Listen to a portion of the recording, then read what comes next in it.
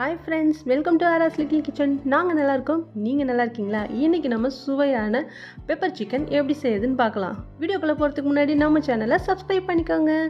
வானலியில் ஒரு ஸ்பூன் மிளகு, சீரகம், கொஞ்சமாக சோம்பு சேர்த்து நல்லா வறுத்து பொடி பண்ணி வச்சுக்கலாம். இப்போ ஒரு பேன் வச்சு அதில் க்ளீன் பண்ணி வச்சுருக்க சிக்கனை ஆட் பண்ணிக்கலாம். இதோட ஒரு ஸ்பூன் இஞ்சி பூண்டு பேஸ்ட்டு சேர்த்து நல்லா கலந்து விட்டுடலாம். இதில் தண்ணி, எண்ணெய் எதுவுமே ஆட் பண்ண வேண்டாம். சிக்கனில் இருக்க தண்ணியிலேயே நல்லா சிக்கன் வெந்துடும். தண்ணிலாம் நல்லா ட்ரை ஆகிற வரைக்கும் நல்லா வதக்கிக்கலாம். நல்லா வதங்கிருச்சு. இப்போ இன்னொரு வானலி வச்சு அதில் எண்ணெய் ஊற்றி பட்டை, லவங்கம், கிராம்பு, பிரிஞ்சி இலை எல்லாம் சேர்த்துக்கலாம். இதோட கொஞ்சமாக கருவேப்பிலை சேர்த்துக்கலாம். இப்போ பொடியாக நறுக்கின சின்ன வெங்காயம் சேர்த்து நல்லா வதக்கிக்கலாம்.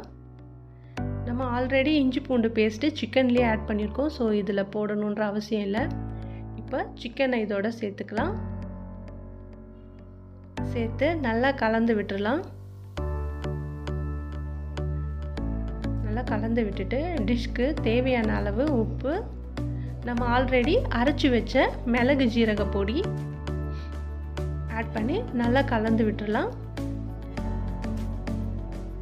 நல்லா கலந்து விட்டுட்டு ஒரு டம்ளர் தண்ணி சேர்த்துடலாம்.